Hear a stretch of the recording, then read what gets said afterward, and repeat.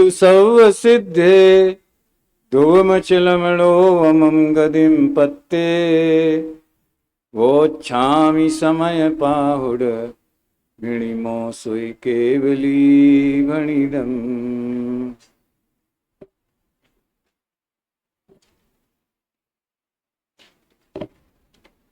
समय सार परमागम शास्त्र के प्रारंभिक गाथाओं के आधार से अपन ने थोड़ी चर्चा जिनागम की महत्वपूर्ण शैली निश्चय व्यवहार के कुछ बिंदुओं के आधार पर आगे बढ़ाई है,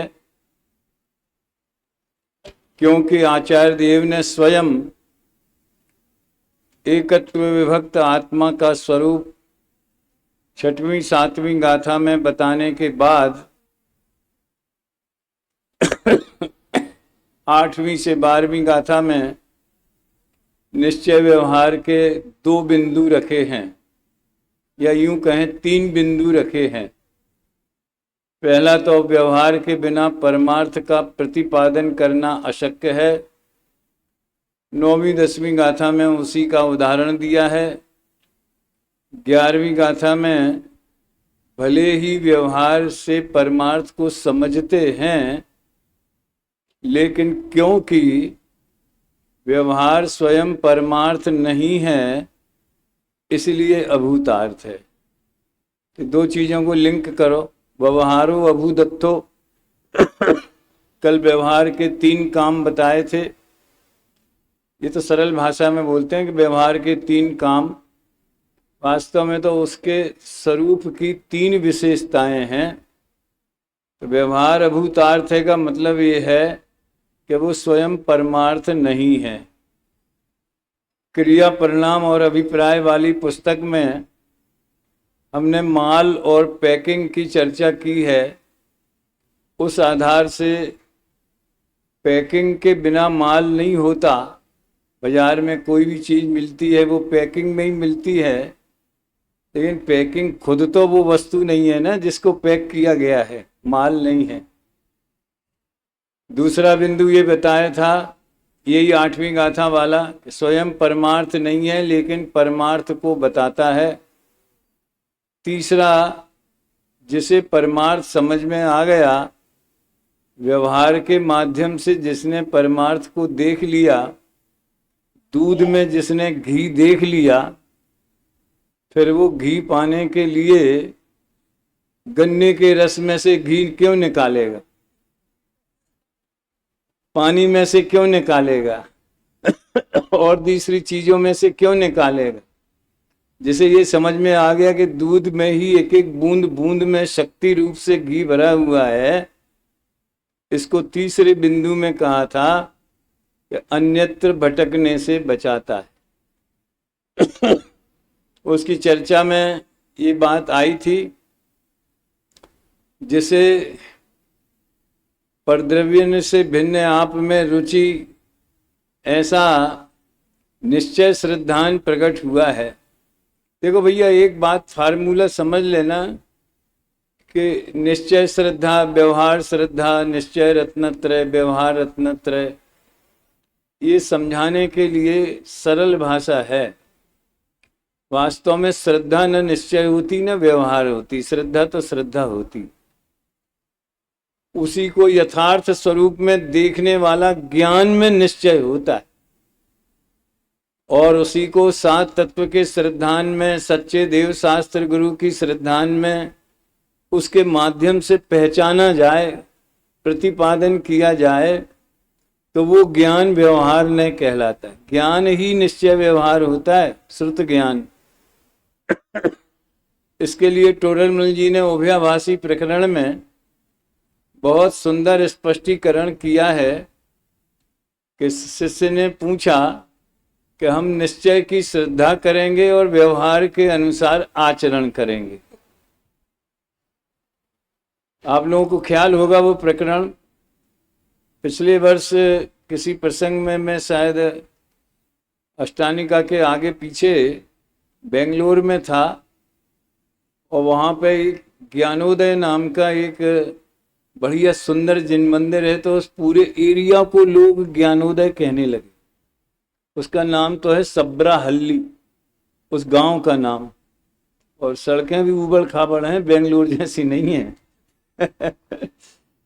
उसमें 25-30 मंगलार्थी अलग अलग सोसाइटियों में रहते। मंदिर तो ठीक है, जैसे अपना ये अभिनंदनोदय है, वो ज्ञानोदय है। बहुत व्यवस्थित, अनुशासित, बहुत सुंदर मंदिर, वीतरागी। लेकिन स्वाध्याय के लिए उन्हें अलग स्थान लेना पड़ता है। मैं वहाँ 3 दिन था। 6 व्याख्यान उभयभाषी प्रकरण पर हुए। उसमें आद्योपांत पूरी चर्चा हुई है। उसके 1-2 बिंदु इस 11वीं गाथा के अनुसंधान में मैं कहता हूँ। तो उन्होंने कहा निश्चय की श्रद्धा करेंगे और व्यवहार के अनुसार प्रवृत्ति करेंगे।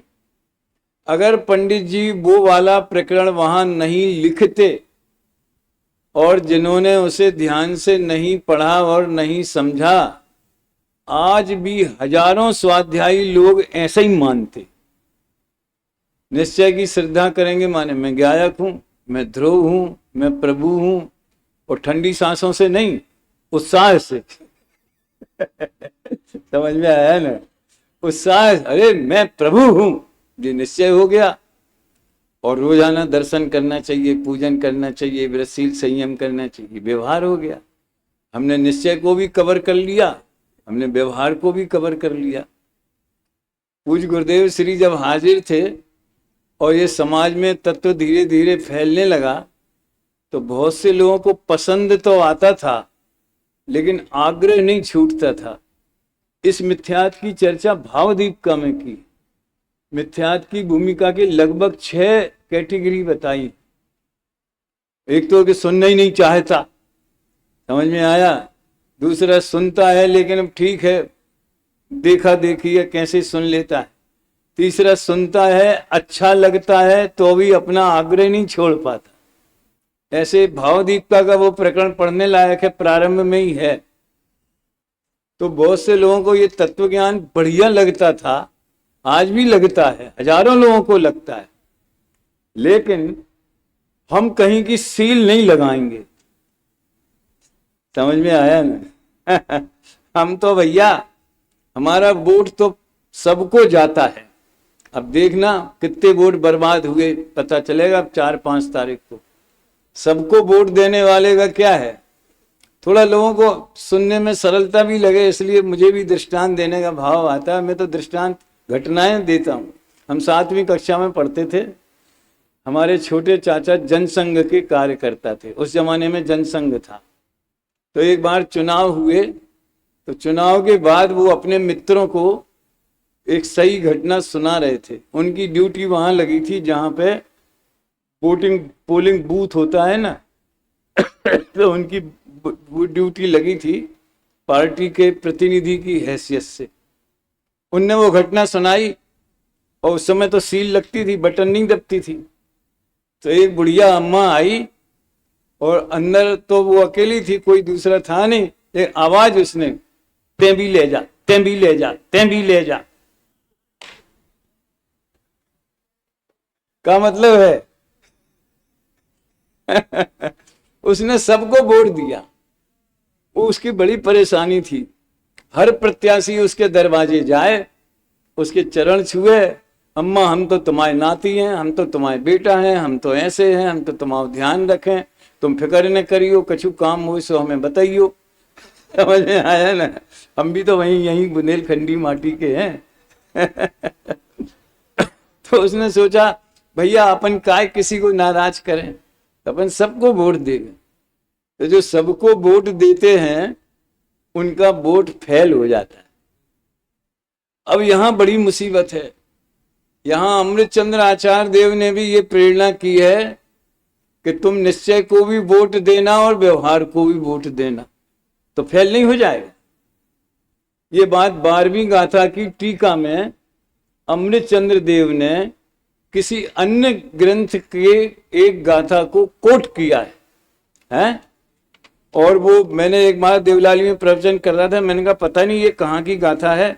तो दादा पीछे बैठे थे, उनने बताया अनगार धर्मामृत की, पीछे से दादा ने बोला, वो गाथा है, जय जिणमयम पवज्जयी तामा व्यवहार निश्चये मुयः एक केण वीणा छिज्जयी तिथम अन्येण उण तच्चम। यदि जिन मत में प्रवर्ताना चाहते हो, परिवर्तन करना चाहते हो, तो निश्चय और व्यवहार दोनों को मत छोड़ो। एक के बिना तीर्थ का लोप हो जाएगा और दूसरे के बिना तत्व का लोप हो जाएगा। तो दोनों को वोट देना कि नहीं देना, किस तरीके से देना, वहां मोहर लगाने की वाली बात नहीं है। यहां तो ज्ञान में किस तरीके से देना। अरे यहां केले मिलते हैं तो गिन के मिलते हैं कि तौल के मिलते? तौल के मिलते। हम जयपुर में भी तौल के मिलते। जब हम गए थे तो 2.5 रुपए किलो मिलते थे उस जमाने में, है। तो केला खरीदोगे तो छिलका और उसके अंदर का जो फल है दोनों खरीदोगे कि नहीं खरीदोगे? दोनों को थैली में रखोगे कि नहीं रखोगे? हो गए दोनों को वोट। एक ज्ञान क्या बोलता है, उसी समय ज्ञान जानता है कि छिलका तो जब वो खाने का समय आएगा तो छिलका उतार के डस्टबिन में जाएगा और फल पेट में जाएगा। ये विवेक छिलका और केला दोनों खरीदते समय रहता है कि नहीं रहता है? ऐसे देना वोट दोनों को। व्यवहार को व्यवहार समझना, परमार्थ को परमार्थ समझना, दोनों को एक जैसा समझना उभयाभास है।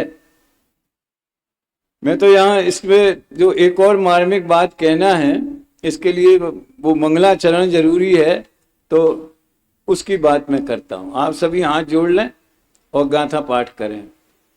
व्यवहारो भूदत्थो भूदत्थो देशिदोदु सुद्धणो भूदत्थमस्सिदो खलु सम्मा दिट्ठि हवदि जीवो। हवदी नहीं, सम्मा दिट्ठि हवदि जीवो। वीर सागर एक बहुत बढ़िया बात कहते हैं, सम्यक ज्ञान के 8 अंगों में पहला कौन सा है? व्यंजनाचार, शब्दाचार, शुद्ध उच्चारण करना, वो जिनवाणी की प्रथम भक्ति है। और अगर हम अशुद्ध उच्चारण करते हैं तो ज्ञानावरणी की प्रकृतियों में विशेष अनुभाग पड़ता है। वो जिनवाणी की अभिनय है। समझ में आया ना? तो प्रयास करना चाहिए। तो छोटी को छोटी, कम से कम आचार्यों के जो संस्कृत और प्राकृत की रचनाएं हैं उनमें तो कहीं आपको छोटी बड़ी बदलने की जरूरत नहीं है। जैसी है वैसी ही पढ़ोगे तो छंद शुद्ध रहेगा। और अगर आधुनिक जैसे दादा की रचनाएं हैं, हम लोग कोशिश करते हैं तो उसमें नहीं बड़ी हो तो छोटी भी लिख देते। प्रवीण कहाँ है? प्रवीण ने 1165 जिन बिंबों का विधान बनाया, वो कल मुझे दिखाया था। 1165 जिन बिंबों का। तो कहीं कोई तो ई बड़ी जरूरत हो तो बड़ी लिख देंगे, छोटी चाहिए तो छोटी लिख देंगे। खैर, सम्या दृष्टि हवदि जीवो। तो भैया समस्या ये है कि निश्चय को भी अंगीकार करना और व्यवहार को भी अंगीकार करना, लेकिन वैसा नहीं जैसा उभयाभासी वाले ने बताया कि श्रद्धांत तो निश्चय का रखेंगे, यानी मानेंगे तो ये कि आत्मा शुद्ध है, मानेंगे तो ये कि आत्मा शुद्ध है। अशुद्धता की वहां बात ही नहीं है मानने में। और व्रत भी पालेंगे, दीक्षा भी लेंगे, मुनि भी बनेंगे, जितनी साधना होगी उतना आगे बढ़ेंगे। तो क्रिया में व्यवहार, समझ में आया ना? और श्रद्धान में निश्चय। फिर से सोचो, अगर अभी हम इसका कोई खुलासा नहीं किया, इसमें कोई दोष लगता है? ये बात सुनने में कोई तकलीफ, कोई इसमें गलती भाषित होती है। और ज्ञानियों का जीवन भी तो ऐसे ही होता है। वे श्रद्धान में अपने आत्मा को सिद्ध स्वरूप, सिद्ध समान सदापद मेरो अनुभव करते हैं। और उनके जीवन में भूमिका अनुसार 5वां गुण स्थान होगा तो अणुव्रत होंगे, 6वां होगा तो महाव्रत होंगे, अव्रति होगा तो दान पूजा भक्ति स्वाध्याय प्रभावना ये होगा। तो ज्ञानियों की क्रिया में व्यवहार होता कि नहीं होता? और ज्ञानियों के श्रद्धान निश्चय का होता कि नहीं होता? तो अब गलती क्या? भैया वो होता है, मगर उसे निश्चय व्यवहार से लिंक करने में भूल है। सुनिए ध्यान से अशोक, निश्चय व्यवहार से जोड़ना नहीं। वो ऐसी क्रांतिकारी पंक्तियां हैं स्वर्णाक्षरों में लिखने लायक। एक ही नय का श्रद्धान करने से एकांत मिथ्यात्व होता है। यहां से जवाब दिया टोडरमल जी ने। एक ही नय का श्रद्धान करने से एकांत मिथ्यात्व होता है। इसलिए निश्चय का निश्चय रूप और व्यवहार का व्यवहार रूप श्रद्धान करना। सोचो आप, कौन ये मर्म बता सकता है? 300 साल पहले लिख गए और अपन लोग पढ़ते भी हैं। तो मोक्षमा प्रकाशक समय सार वगैरह का प्रचलन इधर उधर सब पंथवाद की सीमाओं को तोड़ करके ये एक बहुत बड़ी मंगलमय बात है। देखो, जब हम शुरू से इस लाइन में आए और जयपुर गए, हमारे यहाँ कोई करणाल योग पढ़ाने की व्यवस्था नहीं थी और शिविरों में वो चलता भी नहीं था। और दूसरी जगह ये बात आती थी कि समय सार तो गृहस्थों को पढ़ने लायक नहीं है। अब धारा ऑटोमेटिक ऐसी पलट गई कि अपने यहां धवला जी की वाचना 3-4 सालों से चल रही है यूट्यूब पे मंगलायतन से। हमारी एक साधर्मी बहन है बंबई में, उज्ज्वला शाह, वो धवला जी के और ये गोमट सार के इनके शिविर लगाते थे साल में 4-6 अलग अलग जगह। देवलाली में 2 लगते। तो कोई हमें करणाल योग पसंद नहीं था कि हम उसके विरोधी थे, ऐसा नहीं है। विद्यार्थियों को तो पढ़ना ही चाहिए। अब जो 60 वर्ष के 70 वर्ष के गुरुदेव के श्रोता हैं, तो उन्हें हम क्या गोमट सार पढ़ाएं? 10 दिन पर्यवेक्षण के लिए गए, उन्हें तो समय सार और मोक्षमा प्रकाशक का ही खुराक देना चाहिए। इसलिए मैं अपने सभी साथियों से अपील करता हूं, किसी भी शिविर में, किसी भी, चाहे बड़ा हो छोटा हो, 10 लक्षण हो, अष्टांगिक का हो, अगर आप बाहर जाते हैं तो जो मूल समय है प्रवचन का, भाई साहब महिपाल जी, उसमें ये ग्रंथ ही होना चाहिए जो वेद विज्ञान और वीतरागता की सीधी बात बताते। सुबह समय सार, शाम को मोक्षमा प्रकाशक। 10 लक्षण हो तो धर्म के 10 लक्षण।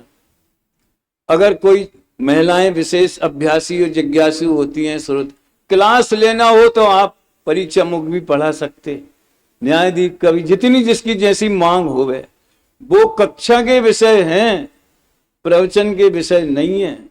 प्रवचन में यही धारा होनी चाहिए। गुरुदेव ने 45 वर्ष तक यही धारा चलाई और उनके दरबार के नवरत्नों ने, खेमची भाई, बाबू भाई, पंडित नेमीचंद जी रखियाल वाले, दादा पंडित ज्ञानचंद जी, बहुत से लोग थे, बाबूजी, युगल जी उनने यही धारा चलाई। गुरुदेव को गए कितने साल हो गए? 80 में गए थे ना, हाँ, 44 साल हो गए। 45 साल गुरुदेव के सोनगढ़ में और 45 साल उसके बाद, 90 सालों से ये धारा चल रही है। अगर हमने उसे तोड़ दिया और जो कम प्रयोजन भूत हैं, अब प्रयोजन भूत नहीं कहता है, प्रयोजन भूत तो सारी द्वादशांग है, वो सब तीर्थंकर की वाणी है। लेकिन सीधा किस उम्र में किसको कौन सी खुराक देना, और वो मौसम, उसमें 80% श्रोता जो रोजाना के नहीं है वो आते अष्टांगिका और 10 लक्षण में। और हमने किसी ने कोई बात बता दी, किसी ने कोई बात बता दी, कोई याद कराने लगा, कोई कुछ कराना। क्लास ले रहे कि प्रवचन कर रहे? प्रवचन और क्लास की शैली में भी अंतर समझना चाहिए। अब मुझे इस भैया परमात्म जी, मैं इस विषय को लेके अपने बहुत सारे साथियों का एक सम्मेलन करना चाहता हूँ आपकी अध्यक्षता में, और महिपाल जी का आमंत्रण है बांसवाड़ा के लिए। तारीख निश्चित नहीं हुई है अभी, सच कहता हूँ। जितने विद्यालय के क्या बोलते हैं टीचर हैं, अपने 20 संकुल के शिक्षक हैं, वार्डन हैं, संचालक हैं जो उससे इन्वॉल्व हैं, ट्रस्टी की नहीं, जो संचालक हैं, और हमारे कुछ खास प्रवचनकार जिनकी शैली में मुझे थोड़ा सुझाव देना है, अपन संशोधन की तो क्या करें। देखो भैया, एक बात, हमारे शास्त्री भाई बैठे हैं इसलिए भी बोलने का भाव आता है, भले विषयांतर का दोष लगेगा मुझे। रवि, प्रवचन हमेशा थर्ड पर्सन की लैंग्वेज में होना चाहिए और फर्स्ट पर्सन में सुनना चाहिए। सुनने वाले को फर्स्ट पर्सन यानी अपने ऊपर, और बोलने वाले को कॉमन। कहीं कहीं अगर मैं एक दो वाक्य फर्स्ट पर्सन के बोल के बताता हूं, अरे मैं तो मिथ्या दृष्टि हूं, मैं तो अनादि से भूल रहा हूं, ये भजनों की बात है, मैं तो ऐसा हूं वैसा हूं, तो फिर पब्लिक कहेगी तुम इतने काय को आए थे, तुम मिथ्या दृष्टि है तो हमें मिथ्यात पढ़ाओगे क्या? हमें जिनवाणी की बात कहना है, अपनी बात नहीं कहना है। चाहे अपने दोष हो, चाहे निचली भूमिका हो, चाहे ऊंची भूमिका हो, वो हमें नहीं कहना है। हमें तो जिनवाणी की बात कहना है। प्रतिज्ञा की है, अस्य मूल ग्रंथ करतार श्री सर्वज्ञ देवा तदुत्तर ग्रंथ करतार। हम इस ग्रंथ से बंधे। अभी मुझे याद आ रही थी गुरुदेव की, सारा यही माल परोसते हैं जो भाई साहब परोसते, दूध में घी निकालने वाला, समझ में, निकालना नहीं, देखने वाला। लेकिन जो पंक्ति चल रही है वो पंक्ति पढ़ेंगे और उसमें से दूध में से घी निकालेंगे, वो प्रतिबद्ध विषय से अलग नहीं होते। तो फर्स्ट पर्सन में, अब सेकंड पर्सन में कहो, जब तक तुम्हें 5 इंद्रिय के विषयों में रुचि रहेगी तब तक तुम मिथ्या दृष्टि रहोगे। ये सेकंड पर्सन वाला है, ये सही है। ये है श्रोताओं, तुम अज्ञान, इतने साल हो गए प्रवचन करते करते, इतने साल हो गए सुनते सुनते, क्या हुआ? कुछ फर्क समझ में आया? कोई सम्यक दर्शन तो नहीं, लेकिन कुछ तत्व निर्णय हुआ कि नहीं? तुम्हारा सारा पढ़ना दुखना बेकार है। ये कौन सा प्रवचन है? सेकंड पर्सन में, अत्यंत है ये। तुम यहां क्या, कौन सी भूमिका में बैठे हो? देखो, किसी को वाणी का योग है तो इधर बैठ गया, इसका मतलब वो महाज्ञानी है और बाकी सब महाअज्ञानी हैं। ऐसा है क्या? ये सब साधर्मियों का मेला है, ये भावी सिद्धों का मेला है। सामने भी भावी सिद्ध बैठे हैं थर्ड पर, ये त्रिभुवन में ये जीव अनादि से ये भूल कर रहा है। ऐसा इसको गांठ बांध लेना भैया। महिपाल जी, आपका प्रोग्राम पक्का तो सर क्या वो स्वर्णाक्षरों में लिखाने लायक, एक ही नए का श्रद्धान करने से एकांत मिथ्यात्व होता है। शायद ये पेज नंबर 250 है? इसलिए निश्चय का निश्चय रूप और व्यवहार का व्यवहार रूप श्रद्धान करना। तो निश्चय वाला श्रद्धान वाला जवाब हो गया।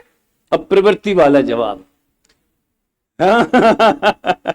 प्रवृत्ति तो द्रव्य की परिणति है, उसमें नए का प्रयोजन नहीं है। उसमें नए प्रयोजन नहीं है, माने उसमें नए लागू नहीं होते। कल मैंने बताया था, हम पूजा कर रहे, भगवान के दर्शन कर रहे, निश्चय कर रहे कि व्यवहार कर रहे। सारी दुनिया कहेगा ये तो व्यवहार है, ये अधूरी समझ है। मैं इसको बिल्कुल, लेकिन उसने समझा नहीं है तो गलत ही है, लेकिन बोले तो अधूरी समझ है। आशीष, पूजा करना या प्रवचन करना ये व्यवहार नहीं है, ये तो जो है सो है, ये तो प्रवृत्ति है। अरे सम्यक दर्शन भी नहीं है। ज्ञान में, श्रुति ज्ञान में निश्चय व्यवहार होते हैं, वो अलग बात है, लेकिन भेद विज्ञान निश्चय है कि व्यवहार है? भेद विज्ञान को मोक्ष मार्ग कहना निश्चय है और उसी भेद विज्ञान को विकल्प के रूप में कहना ये व्यवहार। 7 तत्वों की मान इत्यादि इत्यादि। तो इस तरह से 2 बातें हुई। सिद्धांत तो निश्चय का रखते हैं और प्रवृत्ति व्यवहार की करते हैं। इसमें गलती ये है कि एक निश्चय का सिद्धांत माने क्या, हर वस्तु का यथार्थ स्वरूप है वो निश्चय है। समझ में आया ना? तो जैसा उसका स्वरूप है वैसा जानो, और उसे समझाने के लिए जो व्यवहार से कहा है तो वैसा जानो। अब जैसे उदाहरण के लिए मनुष्य जीव है, तो मनुष्य जीव ये तो व्यवहारने का कथन है, तो इसको ये व्यवहारने का कथन है ऐसा जानना, ये व्यवहार का श्रद्धान हुआ। अभी एक कदम और आगे मार्मिक आने वाला है। और इसके संयोग में रहने वाला जो चित्त स्वरूप परमात्मा चैतन्य स्वरूप भगवान आत्मा है, असल में तो वो जीव है परम उपादेय भूत, उसे जीव कहना वो निश्चय हुआ। और दूसरी बातें बहुत हैं कि भेद से कहना, संयोग से कहना, पर्याय भेद, गुण भेद, सब बातें। अब आश्चर्य की बात यह है कि जिस पेज पर यह लिखा है कि एक ही नए का श्रद्धान होने से एकांत होता है, तो निश्चय का निश्चय रूप और व्यवहार का व्यवहार रूप श्रद्धान करना चाहिए। ठीक है? उसके नीचे और उसके ठीक सामने, तो उसके नीचे तो उन्होंने वो लिख दिया, अमृत चंद्र आचार्य का जो कलश है 173वां है ना शायद, कौन सा, सारा व्यवहार ही अभूतार्थ बताया है। और उसके सामने व्यवहार नय की परिभाषा बताई। सावधानी से सुनना भैया, ये कोई कथा कहानी या मनोरंजन वाला मंच नहीं है, हैं? ये बिल्कुल जिनवाणी के रस को हृदयंगम करने का मंच है। ये उसके सामने बहुत से लोगों को वो पंक्तियां याद होंगी। व्यवहार ने स्वद्रव्य परद्रव्य को, उनके भावों को, उनके कारण कार्य आदि को, अब वो टोडरमल जी की लैंग्वेज बड़ी मीठी लगती, काहू को काहू में मिलाए के निरूपण करे है, ढूंढारी है, काहू को काहू में मिलाए के निरूपण करे है। किसी को किसी में मिला के क्या करता है, मिलाता है कि निरूपण करता है। देह और आत्मा को व्यवहार ने एक कर देता है कि एक है ऐसा कह देता है। कहने और करने में कितना फर्क है भैया, रवि भैया, है? अभी तो यहां तक ठीक। अभी आज मुझे इसी सूत्र की व्याख्या करना है। व्यवहार ने क्या है, स्वद्रव्य परद्रव्य को, उनके भावों को, उनके कारण कार्य आदि को किसी को किसी में मिला के निरूपण करता है। फुल स्टॉप नहीं है, क्या है भैया, कॉमा, बाद में क्या लिखा है, ऐसे ही श्रद्धान से मिथ्यात्व होता है, सो या का त्याग करना। अब उधर लिखा है व्यवहार का श्रद्धान करना, इधर लिखा है व्यवहार का त्याग करना। गनीमत है, एक ही ग्रंथ है, एक ही अध्याय है, आगे पीछे लिखा है, समझ में आया ना? और एक ही लेखक हैं, तो अपन विवाद भी नहीं कर सकते कि भाई वो उनकी मान्यता है, वो उनकी मान्यता है, ऐसा बहाना नहीं बना सकते। और उसके आगे और है, निश्चय ने उन्हीं को यथावत निरूपण करता है, सो या का श्रद्धान करना। फिर उन्होंने पूछा कि व्यवहार ने कहा, आपने कहा कि त्याग करना, सो कैसे? तो वो कहते जहां जिनागम में व्यवहार ने की मुख्यता से कथन किया हो, सावधान, जिनागम में जहां व्यवहार ने की मुख्यता से कथन किया हो, सो ऐसा है नहीं। मैंने कहा था ना व्यवहार स्वयं परमार्थ नहीं है, पहला बोल वो इसमें से निकाला। सो ऐसा है नहीं, निमित्त आदि की अपेक्षा उपचार से कहा है, ऐसा जानना यही व्यवहार का ग्रहण है, नेगेटिव ग्रहण करना। तो श्रद्धान करना वाली बात लिखी थी, सुनना ध्यान से, 250 पेज पर जो श्रद्धान करना व्यवहार ने का ये लिखा था। 251 पे व्यवहारने का त्याग करना, ये लिखा है। इन दोनों में क्या अंतर है? ये दोनों एक ही बात है। वो भी तो लिखा है कि व्यवहार का व्यवहार रूप श्रद्धान करना, यही लिखा है ना, व्यवहार का व्यवहार रूप श्रद्धान करना। और इधर लिखा है कि ऐसा है नहीं, माने परमार्थ नहीं है, और निमित्त आदि की अपेक्षा उपचार से कहा है, तो उपचार को उपचार रूप से ग्रहण करना। बात एक ही हो गई, शब्द थोड़े अलग अलग हैं तो हम भरमा गए। अब इसको मैं जीवनोपयोगी हम इसको प्रैक्टिकल कैसे करें? हमें व्यवहार को ग्रहण भी करना है और व्यवहार का त्याग भी करना है? तो हम पूजा करें तो ये ग्रहण हो गया, और फिर कहें हे भगवान गलती हो गई, ये तो हमारी कमजोरी है जो हम इधर आ गए आपके पास, मैं प्रतिज्ञा करता हूं कि मैं दोबारा कभी नहीं आऊंगा। तो हमने त्याग कर दिया व्यवहार का, वहीं कर दिया, भगवान को ही दे आए उनका व्यवहार बात। ये तरीका है, ये पूजा का तरीका है, ये भक्ति का तरीका है। ये अंदर में समझ करके देखो, स्वभाव ये है, उस काल में ये ध्यान में आना चाहिए कि शुभाशुभ भाव रूप परिणमित नहीं होता। कौन? वो 4 दिन पहले वाली बात मत भूल जाना, ज्ञायक भाव है, उसकी याद आनी चाहिए। पुण्य पाप मिल दो पायन बेडी डारी, ये स्तुति हम पढ़ते थे बचपन में, हैं? तो जब उसे हे कहें तो भगवान आत्मा उपादेय है, ये बात ख्याल में आई तो हे पना सच्चा, और वो ख्याल में नहीं आई तो तुरंत निश्चयाभास खड़ा हो जाएगा। ये उपाय हे उपादेय के चक्कर में जगत भर मायू है।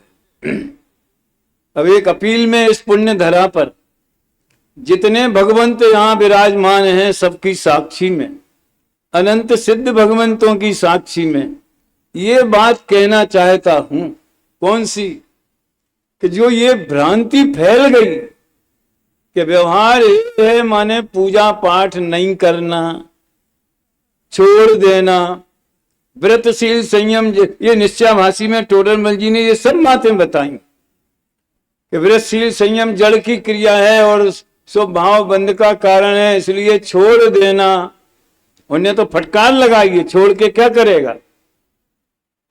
तो हम सबको व्यवहार, ये लोग तो व्यवहार को यही बताते हैं, पुण्य छोड़ाते हैं, पुण्य क्रियाएं छोड़ाते हैं।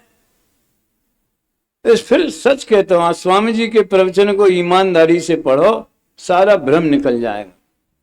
और ये मैं कह रहा हूं, कोई अपना चिंतन के आधार से नहीं, तो शैली अपनी हो जाती है। ये समझ लो, सर्वज्ञ से लेकर के और तीर्थंकर परमात्मा जितने आचार्य भगवंत हुए और हमारे शिक्षा गुरु पूज्य गुरुदेव श्री तक, वहां से आई हुई बात है। और हमें लगभग 12 वर्ष उनका समागम साक्षात सुनने के लिए मिला है। अभी भी सुनते हैं साक्षात, बस वो लगा लेते सवेरे से, अनंत चैनल वाला जो है। मतलब जो बात मैं कह रहा हूं वो कोई गुरुदेव की शैली से अलग है, ये शंका मत करना। तो व्यवहार छोड़ने को हम प्रैक्टिकल कैसे करें? एक उदाहरण और एक आध दो सिद्धांत। बिल्कुल स्थूल उदाहरण, जिस घड़े में घी रखा है उसे अपन क्या कहते हैं? घी का घड़ा। ये कौन से नए का कथन हुआ? व्यवहार ने। अब इसे ग्रहण भी करना है, इसे छोड़ना भी, दोनों काम करना है। तो कैसे करें? ग्रहण करना है माने उसे घी का ही मान ले, तब तो ईमानदार हुए, जैसा बोलो वैसा मानो। ये लोग भी बड़ा आरोप लगाते, तेरा पंथ जो पूजन परंपरा है ना, उस पर यह आरोप लगता है, वो पीली रंग की चिटक चढ़ा दी और कहते हम दीप चढ़ा रहे, और वो पुष्प चढ़ा दिए तो कह दिए हम पुष्प। झूठ बोलते भगवान से। तुम तो सच्चे हो, तुम सच्चे भगवान लाए हो। भगवान कैसे झूठे हैं ये मत समझना। भगवान जब स्थापना निक्षेप के हैं तो कम से कम जिसमें हिंसा होवे, आरंभ परिग्रह कम से कम होवे, वहां तो अपने भावों की मुख्यता है, लेकिन आलंबन के लिए द्रव्य का उपयोग करने की परंपरा है। आलम्बनानि विविधानि अविलंब बलगन भूतार्थ यज्ञ पुरुषस्य करोमि यज्ञम। मैंने उसका अनुवाद किया है, बहुत बढ़िया। अहो छलती ज्ञानामृत लहरों में डूब रहे जिन राज, स्वस्थित छलद विमल बोध सुधा प्लवाय।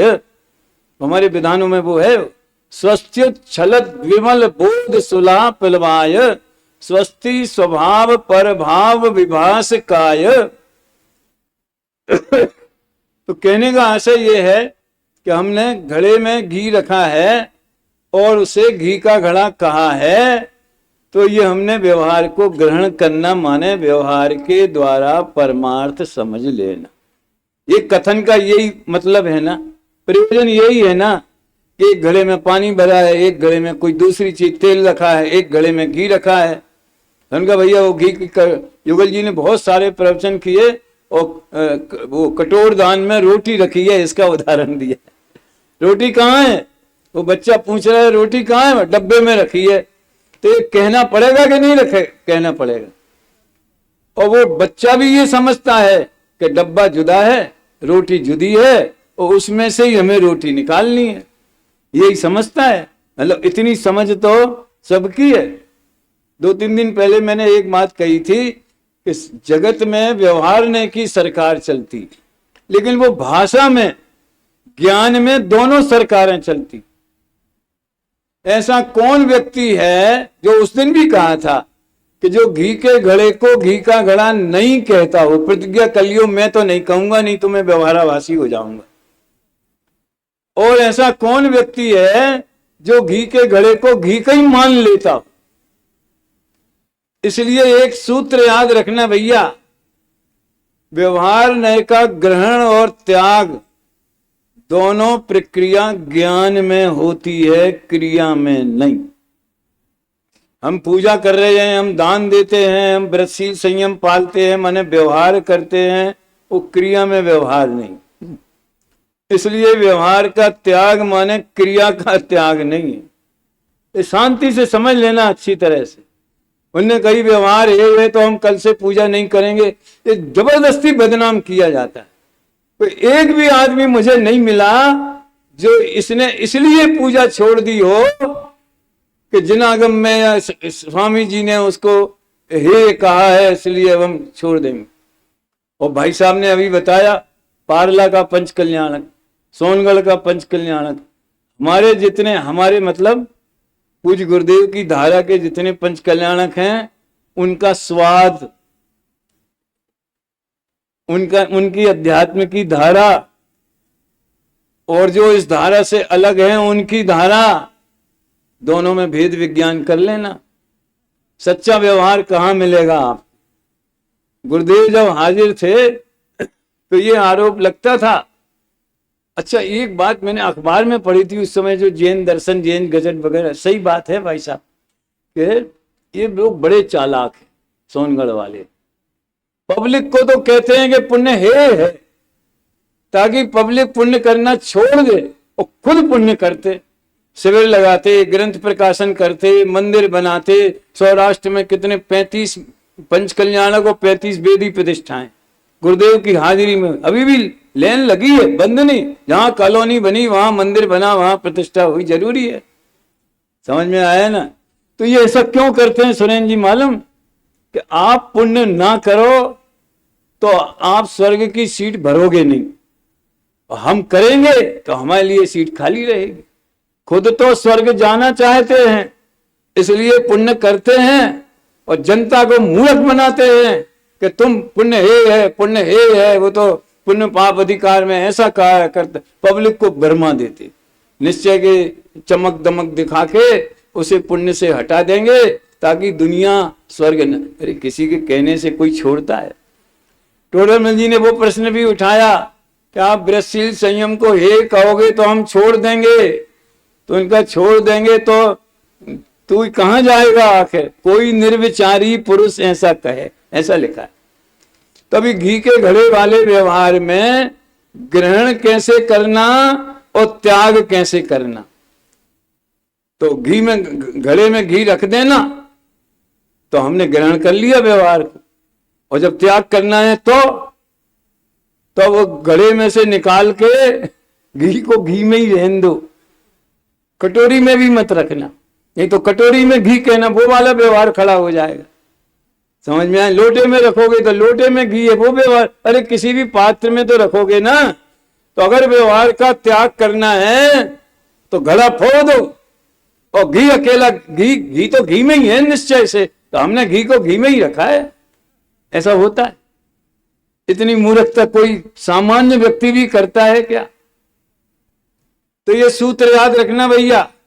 इस शिविर में सबसे बड़ी आपको भ्रम मिटा, कोई बात समझ में आई, ये कोई पूछे तो दुपट्टे में गांठ बांध लेना, और ये याद रखना कि व्यवहार का ग्रहण और व्यवहार का त्याग दोनों ज्ञान में होते हैं, क्रिया में नहीं होते। कैसे होते हैं?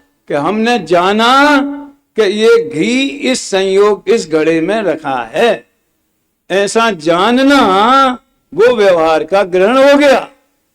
और वो घड़ा घी का नहीं है, घी और घड़ा दोनों एक नहीं हुए, भिन्न भिन्न हैं। ऐसा किसने जाना? घड़े ने कि घी ने कि ज्ञान ने? ज्ञान ने जाना। तो ज्ञान में ही ग्रहण है और ज्ञान में ही त्याग है। 2 मिनट बाकी, 3 मिनट। और एक मजे की बात, ये दोनों अलग अलग प्रक्रिया नहीं है, एक ही समय पहले ग्रहण करो बाद में त्याग करो। ये जो मोक्ष मार्ग वाले व्यवहार में ये क्रम बताना पड़ता है। वो दादा ने नाव वाला उदाहरण दिया है कि पहले नाव में बैठो और जब उस किनारे पहुंच जाओ तो नाव छोड़ देना, और बीच में ही मत छोड़ देना, नहीं तो नदी में डूब जाओगे। ये नए चक्र में ये उदाहरण है। लेकिन देखो ये शुभ भाव वाला उदाहरण है, और क्योंकि शुभ भाव को मोक्ष मार्ग में व्यवहार से मोक्ष मार्ग कहा जाता है और भूमिका में पहले होता है। जैसे ना चार्य ने लिखा है, सुनो, पहले दूसरे तीसरे गुण स्थान में क्या बोलते हैं?